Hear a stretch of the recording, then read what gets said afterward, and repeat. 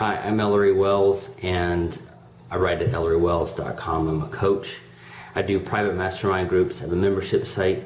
I work with small businesses to help them grow.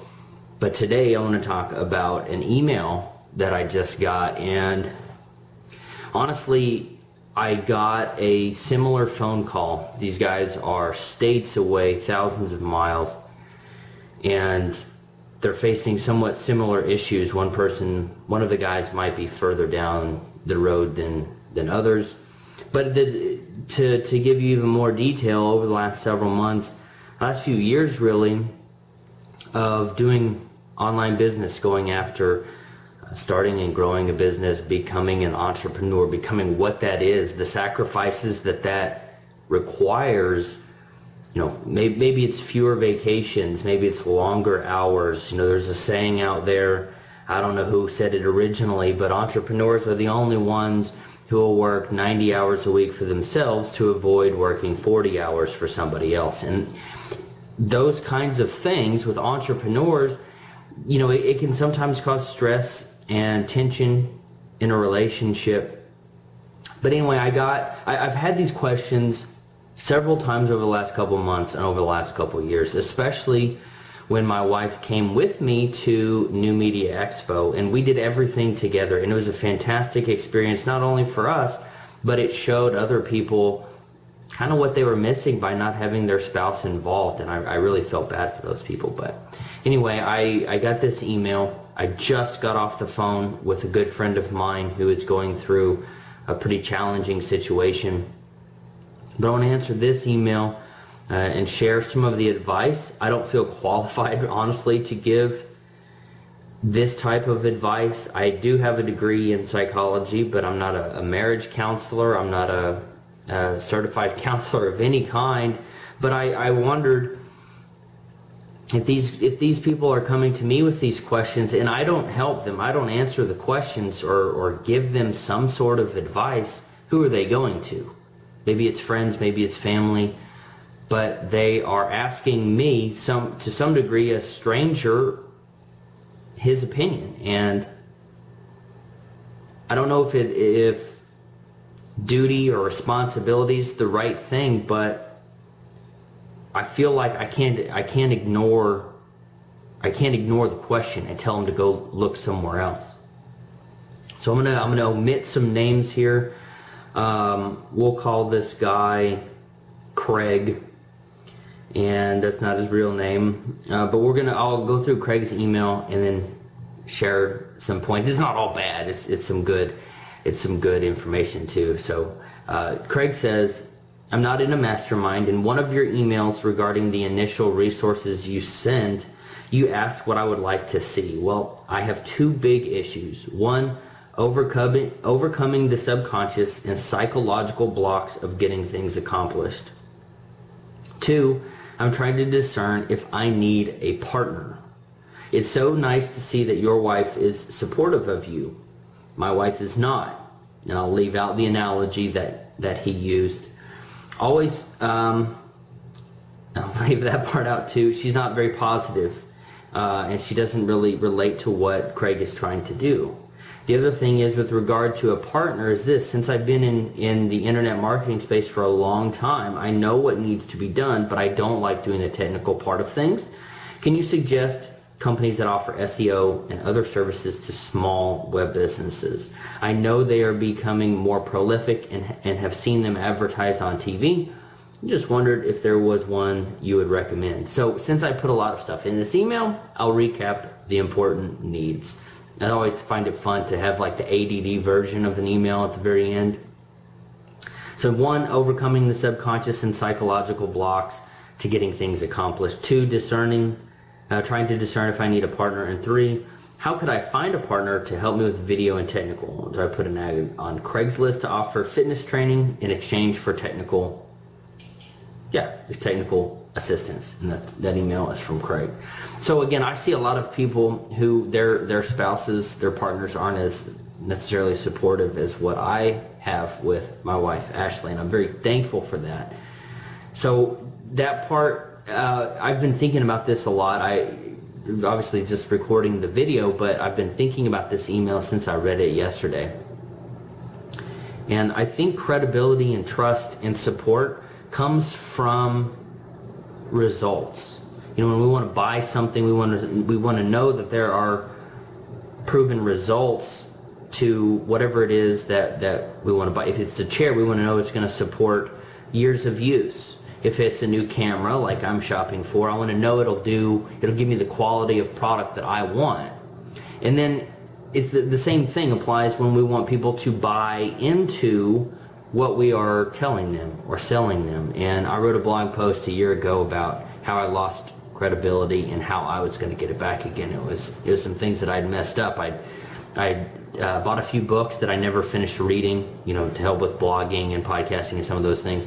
I signed up for a course that I never finished, and I wanted to do all of those things. So when I wanted to spend a lot of money for Ashley and I to go to New Media Expo, I didn't have a lot of credibility. I didn't have a whole lot of support then. And this was in 2013, so it was a couple years ago.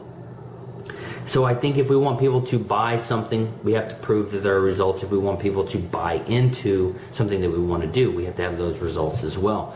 So getting quick wins, Craig, and anybody else who's listening to this, and maybe they're not getting the support of the spouse that they think they should get, or they want to get, or hope to get. It's have we tried these things in the past? And entrepreneurs do this a lot, right? We want to try different things to see what works out and what doesn't. And from the outside, that looks like we don't stick with anything. Though for us, it's try again. It's a challenge. On the outside, it looks like failure after failure after failure. And if we are in that environment, whether it's a spouse or your friends, if we're in the environment where they are seen as failures instead of challenges to overcome or just trial and error, it would be very easy to give up.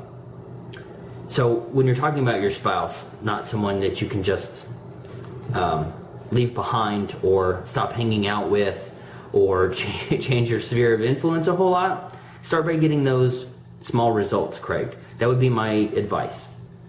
See what little wins that you can get. You know, I talked a lot about a few months ago talking about selling a $10 product. What is a $10 product that you can create and start generating money online? A lot of things when we're talking about being online or being entrepreneurs, it comes down to money. Can you support our family and our dreams and our vacations and goals with what you are wanting to do? So finding that $10 product, maybe it's something that you sell on Amazon, maybe it's something you sell on your website through e-commerce, maybe it's a service, maybe it's a consulting thing, maybe it's you get a job. And I honestly don't know if I've shared this before. I honestly think, we had the discussion, if this doesn't work, and this was about the time when I got fired, worst comes to worst, I can get a job hauling lumber at Home Depot or something. You know, I'm strong, I can do the work. It would suck right now because it's like 100 degrees. But worst comes to worst case scenario, I could do that. It hadn't come to that, but being able to make some sacrifices of your own shows your spouse, your partner, that you're willing to make those sacrifices. But getting those small wins, building on the momentum, that's where I would start. Overcome the subconscious and psychological blocks to getting things accomplished. I think if you focus on getting those small wins, Craig, you will accomplish that. We all have those things. If you are having psychological blocks, if your subconscious is trying to keep you from doing something, some people, some gurus, some motivational people will say, well, that's the thing that you need to do. That may or may not be true, but moving forward anyway. There's always going to be some force, physical, mental, otherwise emotional, that's going to prevent us from pursuing what we want to pursue.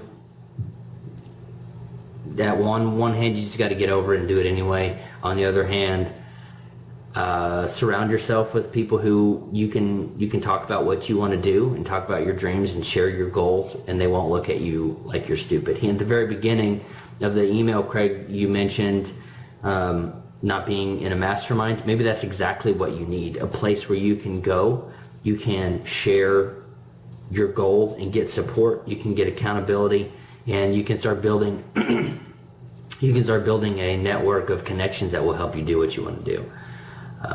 Discern if you need a partner. That's completely up to you. I don't have a partner an official partner in anything. However, I partner with people on all kinds of things. The most successful people are the ones that don't realize they don't have to do it all, they can't do it all, and they lean on other people. So, do you need a partner? I can't answer that for you. It depends on what you want to do.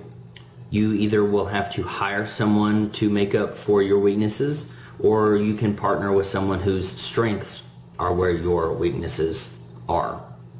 As far as, I don't know if you have questions about dividing shares in LLCs or C Corps or anything like that. I have opinions and some experience with that. Periscope. I have some opinions and experience with that, but I have not actually done some of those things myself. How can I find a partner to help me with video and technical? Craig, this is your business. Is there anyone you share your vision with? They support that vision and they have skills that you don't? That would be a good place to start when it comes to finding a partner. You could absolutely put up an ads on Craigslist to offer fitness training, which is what Craig does. In addition, for technical assistance, kind of a barter system, that's a great way to get started. If you find someone who is in the similar startup phase, that might work. Finding other people who are in similar stages of their business, that would be a fantastic thing. I hope that helps, Craig. Having a non-supportive partner can be a challenge. Not having a supportive partner, it's not like a business deal that you can just break off. But I think if you start showing proven results, hey, I can do this, and then by the way, hey, I am doing this, and I sold this, and we can go to dinner based on the profit that I made. Showing those things will help with the support, because maybe your spouse or partner has been burned by sometimes it's us, maybe it's our lack of commitment and follow through. Maybe it's their parents had started a business and it didn't work out, or they've had friends who started businesses and it didn't work out. And I'm not saying it's easy, but if you do things building a solid foundation and getting people to know, like, and trust, and you're out there solving problems, you can build a business with a solid foundation to reduce the likelihood of failure.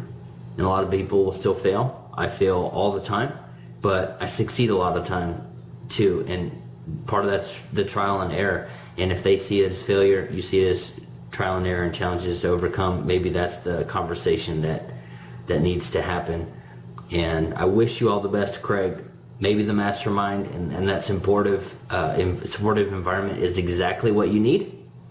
And I hope you find one of those masterminds to help guide you, support you, keep you accountable, and encourage you as well. Good luck out there, everybody. Thanks for watching this video. Have an awesome day.